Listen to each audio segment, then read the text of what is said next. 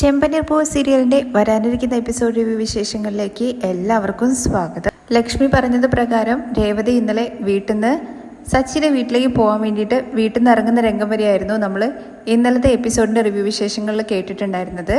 അത് ആരെങ്കിലും കേൾക്കാത്തവരുണ്ടെന്നുണ്ടെങ്കിൽ ഞാൻ ഐക്കാർട്ടിൽ കൊടുത്തേക്കാം. അതിൻ്റെ കണ്ടിന്യൂഷൻ നോക്കാട്ടോ.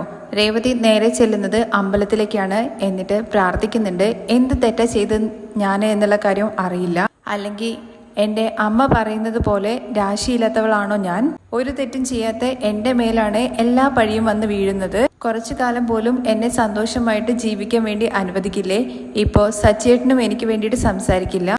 ഇപ്പോൾ ആ വീട്ടിലേക്കും പോകാൻ വേണ്ടി പറ്റുന്നില്ല. ഇനി ഞാൻ എന്താ ചെയ്യുക? നീ തന്നെ എനിക്കൊരു വഴി കാണിച്ചു തരണം എന്നൊക്കെ പറഞ്ഞ് പ്രാർത്ഥിച്ചിട്ട് പുറത്തേക്ക് ഇറങ്ങാണ് കേട്ടോ. ഒരു ചേച്ചി അങ്ങോട്ടേക്ക് വരുന്നുണ്ടേ. ചേച്ചി രേവതിയെ കണ്ടുടനെ രേവതി എന്ന് പറഞ്ഞിട്ട് വിളിച്ചിട്ട് അങ്ങോട്ട് ചെല്ലുന്നുണ്ട്. വഴിയിൽ ഞാൻ ദേവുവിനെ കണ്ടു. അവള് നടന്ന സംഭവങ്ങളെല്ലാം പറഞ്ഞു. പാവം ഒരു പക്ഷം പഴയൊരു പക്ഷം എന്ന് പറയുന്നത് നിന്റെ കാര്യത്തിൽ ശരിയാണ്. നീ കുറച്ചും കൂടി ശ്രദ്ധിക്കണമായിരുന്നു എന്നുള്ള കാര്യം പറയുമ്പോൾ എന്ത് ചെയ്യാനാ ചേച്ചി? എല്ലാം എന്റെ കൈവിട്ട് പോയി. എന്ത് ചെയ്യാനാ മോളെ? ഇപ്പോഴത്തെ കാലത്തെ കുട്ടികൾ അവരുടെ ജീവിതത്തെക്കുറിച്ച് മാത്രമേ ചിന്തിക്കുള്ളൂ, മറ്റുള്ള കാര്യത്തെക്കുറിച്ച് ഒന്നും ചിന്തിക്കില്ല. അങ്ങനെയല്ലേ നിന്റെ ഭർത്താവിന്റെ അനിയനും കല്യാണം കഴിച്ചു പോയത്? നടുവിൽ നിന്ന് നീയാണ് ഇപ്പോൾ വഴിയാധാരമായിട്ട് നിൽക്കുന്നത്. എന്ത് ചെയ്യാനാണ് ചേച്ചി? എല്ലാം എന്റെ തലയിലെടുത്ത് അമ്പലത്തിലെ ചെണ്ടയുണ്ടല്ലോ, അത് രണ്ട് ഭാഗത്തും അടിമേടിക്കും. ഇപ്പോൾ എൻ്റെ അവസ്ഥയും അതുപോലെ തന്നെയാണ്. ചെണ്ടയ്ക്ക് സംസാരിക്കാൻ വേണ്ടി കഴിയില്ലല്ലോ, അതുപോലെയാണ് എൻ്റെ അവസ്ഥയും. സച്ചേട്ടൻ്റെ വീട്ടുകാരും എന്നെ മനസ്സിലാക്കുന്നില്ല. എൻ്റെ അമ്മയാണെന്നുണ്ടെങ്കിൽ അവരുടെ വീട്ടിലേക്ക് പോകാൻ വേണ്ടി പറഞ്ഞുകൊണ്ട് എൻ്റെ അടുത്ത് അവിടുന്ന് ഇറങ്ങി പോകാൻ പറഞ്ഞു. ഞാനിനി എന്താ ചെയ്യാന്നുള്ള കാര്യം ചോദിക്കുമ്പോൾ അമ്മ നിന്റെ അടുത്ത് പോകാനല്ലേ പറഞ്ഞത്? അപ്പോൾ നീ നിന്റെ ഭർത്താവിന്റെ വീട്ടിലേക്ക് തന്നെ പോകണം. അവിടെയല്ലേ നീ ജീവിക്കാൻ വേണ്ടി പോയിരിക്കുന്നത്? അതെ ചേച്ചി, പക്ഷേ അവിടെ ആരും എൻ്റെ അടുത്ത് വരരുത് എന്നുള്ള കാര്യം പറഞ്ഞല്ലോ. നിന്റെ അമ്മായിമ്മ അങ്ങനെയേ പറയുള്ളൂ എന്ന് കരുതിയിട്ട് നീ നിന്റെ വീട്ടിൽ പോയി നിൽക്കുകയാണോ? ആരൊക്കെ എന്തൊക്കെ പറഞ്ഞു കഴിഞ്ഞാലും നിന്റെ ഭർത്താവ് അയാളൊരു തങ്കപ്പെട്ട മനുഷ്യനാണ്. സച്ചിയേട്ടനും എന്നെ ഭയങ്കരമായിട്ട് വരട്ടുന്നുണ്ട് എന്നുള്ള കാര്യം പറയുമ്പോൾ അത് ദേഷ്യത്തിൽ എന്തൊക്കെയോ പറഞ്ഞതായിരിക്കും. അത് നീ എന്തിനാ വലിയതായിട്ട് എടുക്കുന്നത്? സച്ചിയെ കുറിച്ച് നിനക്ക് നന്നായിട്ട് അറിയില്ലേ? അവന്റെ അച്ഛനെന്ന് പറഞ്ഞ ജീവനാണ്. അവരെ സ്റ്റേഷനിൽ കൊണ്ടുപോയതിന്റെ ദേഷ്യത്തിലിരിക്കുന്നുണ്ടാവും. നീ ചെന്നിട്ട് അവരെടുത്ത് കാര്യം പറഞ്ഞ് മനസ്സിലാക്കണം. എന്ത് ചെയ്യാനാ ചേച്ചി? അവരെന്നെ കാണുപോലും വേണ്ട എന്നുള്ള കാര്യമാണ് പറഞ്ഞിരിക്കുന്നത്. അവരുടെ വീട്ടിലേക്ക് ചെന്ന് നോക്കിയതാണ് ഞാൻ കാണാൻ വേണ്ടിയിട്ട്. പക്ഷേ സച്ചേട്ടന്റെ ഏട്ടൻ ഫോൺ ചെയ്തിട്ട് സംസാരിച്ചു. അപ്പോൾ അവർ പറഞ്ഞത് ഞാൻ ആ വീടിന്റെ പരിസരത്ത് പോലും ചെല്ലരുത് എന്നുള്ള കാര്യത്തെക്കുറിച്ചാണ്. ഫോണിലല്ലേ പറഞ്ഞത്? നീ പോയിട്ട് നേരിൽ കാണ്. നിന്റെ മുഖം കണ്ടാൽ തന്നെ അവരുടെ മനസ്സ് മാറിക്കോളും. ഇത് നോക്ക് രേവതി, ഭാര്യ ഭർത്താക്കന്മാർക്കിടയിൽ ഇങ്ങനെ പ്രശ്നങ്ങളൊക്കെ വരുന്നത് സഹജമായിട്ടുള്ള കാര്യമാണ് എന്ന് കരുതിയിട്ട് കാണാതെയും മിണ്ടാതെയും നിന്ന് കഴിഞ്ഞു കഴിഞ്ഞാൽ അതൊരു തഴക്കമായി പോകും. ഇതൊന്നും ഇങ്ങനെ വിട്ടാൽ ശരിയാവില്ല. നീ ഒരു കാര്യം ചെയ്യ്, അവനെ പോയി കണ്ടിട്ട് സംസാരിക്കേ. എല്ലാം ദേവി കാത്തോളും, ഞാൻ വരട്ടെ എന്ന് പറഞ്ഞിട്ട് ആ ചേച്ചി അവിടെ നിന്ന് പോവാണേ. അത് കഴിഞ്ഞിട്ട് ശ്രീകാന്ത് കിച്ചണിൽ ഫുഡ് ഉണ്ടാക്കിക്കൊണ്ടിരിക്കുകയാണ്. വേറെ ഒന്നല്ല, ബ്രെഡ് ഓംലേറ്റ് ആണ് ഉണ്ടാക്കുന്നത് കേട്ടോ. അങ്ങോട്ടേക്ക് വർഷ വരുന്നുണ്ട്. എന്താ റെഡിയാണോ എന്നുള്ള കാര്യം ചോദിക്കുമ്പോൾ അത് റെഡിയാ എന്ന് പറഞ്ഞിട്ട് കൊടുക്കുന്നുണ്ടേ. അങ്ങനെ ബ്രെഡ് ടോസ്റ്റ് കഴിച്ചു നോക്കിയിട്ട് വർഷ പറയുന്നുണ്ട് കേട്ടോ, വാവ്, സാധാരണ ഒരു ബ്രെഡ് ടോസ്റ്റ് ആണ്, പക്ഷെ നീ ചെയ്യുമ്പോൾ എന്താ ഇങ്ങനെ വരുന്നത്?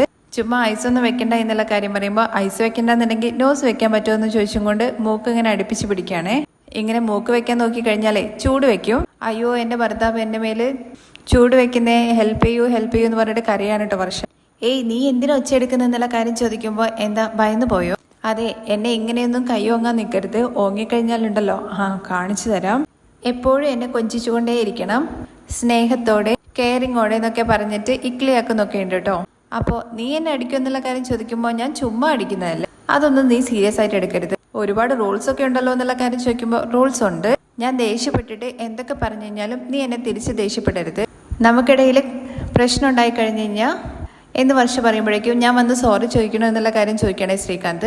ചേച്ചി, നമുക്കിടയിൽ സോറി ഒന്നും പാടില്ല. പക്ഷേ ഞാൻ വന്ന് നിന്റെ അടുത്ത് സംസാരിക്കില്ല, നീ വന്ന് എൻ്റെ അടുത്ത് സംസാരിക്കണം. എനിക്ക് ദേഷ്യം പോകുന്നത് വരെ നീ എന്നെ സമാധാനപ്പെടുത്താൻ വേണ്ടിയിട്ട് ട്രൈ ചെയ്യണം. പിന്നെ എന്തൊക്കെയാന്നുള്ള കാര്യം ശ്രീകാന്ത് ചോദിക്കുമ്പോൾ ഒരു ദിവസം കൊണ്ട് തന്നെ എല്ലാം പറഞ്ഞു തീർത്ത് കഴിഞ്ഞ് കഴിഞ്ഞാൽ നീ ടെൻഷനാകും.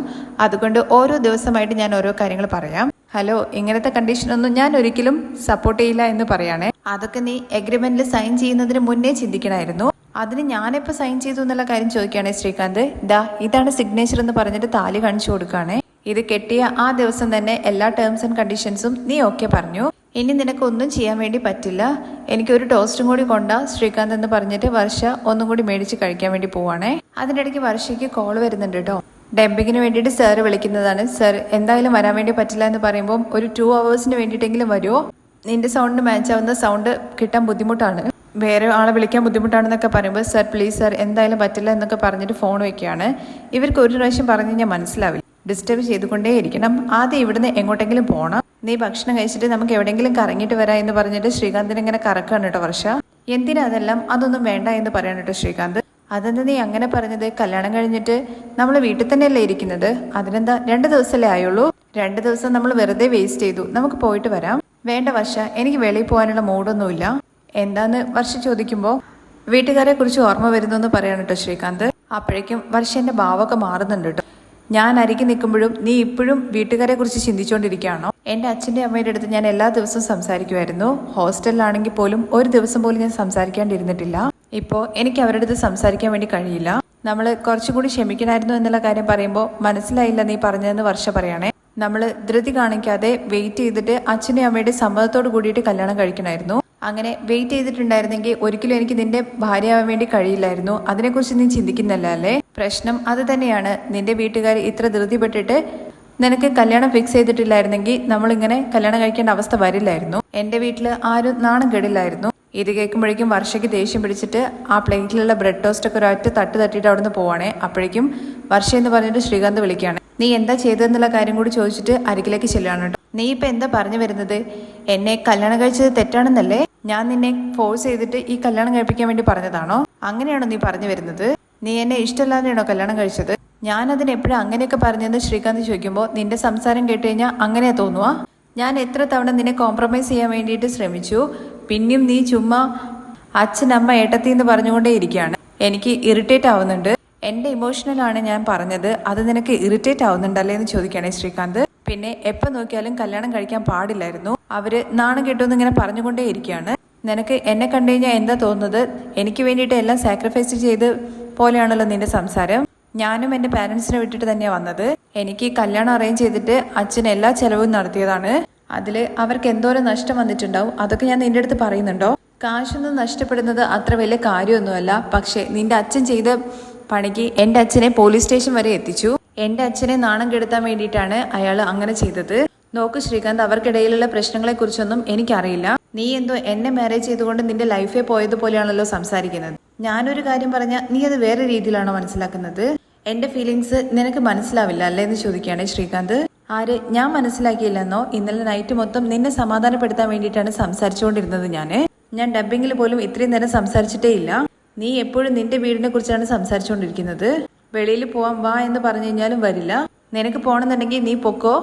പക്ഷേ വെറുതെ എന്നെ ടോർച്ചർ ചെയ്യരുത്. ഞാൻ ടോർച്ചർ ചെയ്യുന്നെന്നോ? മാരേജ് ആയതിന് 2ാമത്തെ ദിവസം തന്നെ നിനക്ക് ഞാൻ ടോർച്ചർ ചെയ്യുന്നത് പോലെയാണ് തോന്നുന്നത്. ശരി, ഞാൻ നിന്റെ അടുത്ത് ഒന്നും ചോദിക്കൂല, നിന്നെ എങ്ങോട്ടും വിളിക്കൂല എന്ന് പറഞ്ഞിട്ട് ബാഗ് എടുത്ത് അവിടുന്ന് പോവാണേ. പോകുന്ന വർഷയുടെ അടുത്ത് ചോദിക്കുന്നുണ്ട് ശ്രീകാന്ത് പിടിച്ചു നിർത്തിയിട്ട് എവിടെയാണ് നീ പോകുന്നത് എന്നുള്ള കാര്യം. ഞാൻ എവിടെ പോയാലും നിനക്കെന്താ? നീ നിന്റെ വീട്ടുകാരെ കുറിച്ചിട്ട് ഇങ്ങനെ തനിയെ എന്തെങ്കിലും പുലമ്പിക്കൊണ്ടേ ഇരുന്നോ? കുഴപ്പമില്ല, ഞാൻ എനിക്ക് ഇഷ്ടമുള്ളിടത്തേക്ക് പോകും. ഞാൻ ഡബ്ബിങ്ങിന് പോവാ എന്ന് പറഞ്ഞിട്ട് പോകാൻ വേണ്ടി നിൽക്കുമ്പോൾ അങ്ങനെ പോകാൻ വേണ്ടി ഇറങ്ങുമ്പോഴാണ് ബൈക്കൊക്കെ വീട്ടിലാണുള്ളത്. വരുമ്പോൾ അതെങ്കിലും എടുക്കണമായിരുന്നു. ഇത് കേൾക്കുമ്പോൾ ശ്രീകാന്ത് പറയുന്നുണ്ട്, ഫോൺ ചെയ്തിട്ട് പറ വീട്ടിൽ നിന്ന് ഇവിടെ കൊണ്ടുതരും. എന്താ കളിയാക്കാണോ? അറ്റ്ലീസ്റ്റ് എൻ്റെ വീട്ടുകാർ എൻ്റെ അടുത്ത് വീട്ടിലേക്ക് വരാനെങ്കിലും പറഞ്ഞു. നിന്റെ വീട്ടുകാരെ പോലെയല്ല. വിളിച്ചു കഴിഞ്ഞാൽ നിനക്ക് പൊക്കൂടായിരുന്നോ? എല്ലാ പ്രശ്നം നിന്റെ അച്ഛനും അമ്മയും കാരണമാണ്. ബുദ്ധിയില്ലാതെ എൻ്റെ അച്ഛൻ്റെ മേലെ കേസ് കൊടുത്തു. അപ്പോഴേക്കും വർഷയ്ക്ക് അങ്ങ് ദേഷ്യം പിടിക്കുകയാണ്. നിന്റെ അച്ഛനും അമ്മയ്ക്കും ഒരുപാട് അറിവുണ്ടോ?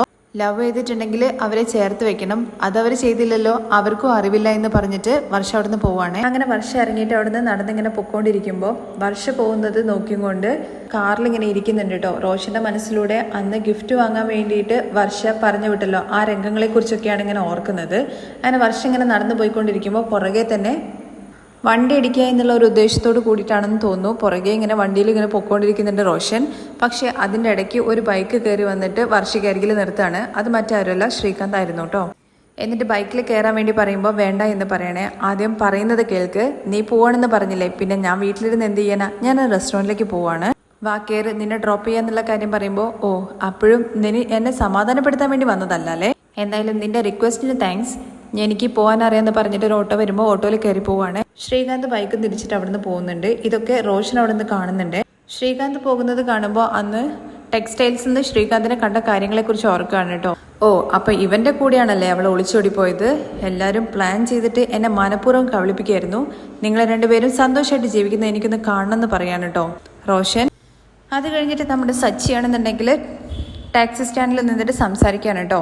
ആ ശ്രീകാന്ത് എൻ്റെ കയ്യിൽ നിന്ന് മിസ്സായിപ്പോയി, അല്ലെങ്കിൽ അവനെ ഞാൻ ഇന്ന് തന്നെ ശരിയാക്കിയെന്നെ. സ്നേഹിച്ച് കല്യാണം കഴിക്കുക എന്ന് പറയുന്നതൊക്കെ സാധാരണയായിട്ടുള്ള കാര്യമാണ്. പക്ഷേ വീട്ടിലെന്തുകൊണ്ട് പറഞ്ഞില്ല എന്നുള്ള കാര്യമൊക്കെ കൂടെ നിൽക്കുന്ന ആൾ ചോദിക്കുമ്പോൾ അതെങ്ങനെയാണ് ശരിയാവുന്നത്? അവനൊരു നിമിഷം അച്ഛനെ കുറിച്ച് ചിന്തിക്കണ്ടേ? അദ്ദേഹമല്ലേ അവനെ വളർത്തി പഠിപ്പിച്ച് ഇങ്ങനെയൊക്കെ എത്തിച്ചത്. അദ്ദേഹത്തിനാണെങ്കിൽ സ്റ്റേഷനിൽ കൊണ്ടുപോയിരുത്തി. അപ്പൊ കൂടെയുള്ള ആള് പറയുന്നുണ്ട് കേട്ടോ, അങ്ങനെയൊന്നും ഒരിക്കലും സംഭവിക്കാൻ വേണ്ടി പാടില്ലായിരുന്നു. ശ്രീകാന്ത് വീട്ടിൽ അതിനെക്കുറിച്ച് സംസാരിക്കണമായിരുന്നു. എന്ത് ചെയ്യാനാ, ഇപ്പോഴത്തെ പിള്ളേരൊക്കെ അങ്ങനെയാണ്. അതൊക്കെ ഇരിക്കട്ടെ, അച്ഛൻ എങ്ങനെയുണ്ട്? അച്ഛന്റെ മനസ്സാകെ ഉടഞ്ഞു പോയി. അവരുടെ മുഖത്ത് നോക്കാൻ പോലും എനിക്ക് പറ്റുന്നില്ല. ഞാൻ ഇടയ്ക്കിടയ്ക്ക് പ്രശ്നം ഉണ്ടാക്കിയിട്ട് സ്റ്റേഷനിൽ പോകുന്നതേ അച്ഛന് താങ്ങാൻ വേണ്ടി കഴിയില്ല. ഇന്ന് അച്ഛനെ പോയിട്ട് അവിടെ ഇരുന്നു. അത് ആലോചിക്കുമ്പോഴേ എനിക്ക് കഷ്ടം തോന്നുന്നുണ്ട്. ആ ശ്രീകാന്തിനെ എൻ്റെ കയ്യിൽ കിട്ടട്ടെ, അവനെ ഞാൻ കാണിച്ചു കൊടുക്കാം എന്നൊക്കെ പറഞ്ഞിട്ട് ഇങ്ങനെ പല്ല് മുറുക്കിയിട്ടാട്ടോ സച്ചി സംസാരിക്കുന്നത്. അത് കഴിഞ്ഞ് വേറൊരാളും കൂടി വരുന്നുണ്ട്. ആ വാട എവിടെ പോയിരുന്നു എന്നുള്ള കാര്യം ചോദിക്കുമ്പോൾ പറഞ്ഞിരുന്നല്ലോ, എനിക്കൊരു കല്യാണത്തിന്റെ ആലോചന വന്നിട്ടുണ്ടായിരുന്നു, അതിനെക്കുറിച്ച് ഇതാക്കാൻ വേണ്ടി പോയതാണെന്ന് പറയും. പെണ്ണിനെ ഇഷ്ടപ്പെട്ടോ, സെറ്റായോ അല്ല എന്നുള്ള കാര്യം ചോദിക്കുമ്പോൾ എല്ലാം സെറ്റായി. അധികം വൈകാതെ കല്യാണത്തിന് തീയതി കുറിക്കാൻ വേണ്ടി പോവാണ്. അപ്പോഴേക്കും സച്ചി ഇങ്ങനെ ഒരു എക്സാമ്പിൾ പറയുന്നത് പോലെ പറയുന്നുണ്ട് കേട്ടോ. പോകുന്ന സമയത്ത് നീ പാണ്ടിലോറിന്റെ സൈഡിൽ കൂടെ പോയിട്ടുണ്ടോ എന്നുള്ള കാര്യം ചോദിക്കുമ്പോൾ അതിലേ പോയി കഴിഞ്ഞ് കഴിഞ്ഞാൽ പാണ്ടിലോറി കയറില്ല എന്നുള്ള കാര്യം ചോദിക്കുകയാണേ. അതുപോലെയാണ് കല്യാണം കഴിച്ചാലുണ്ടാവുന്ന അവസ്ഥ.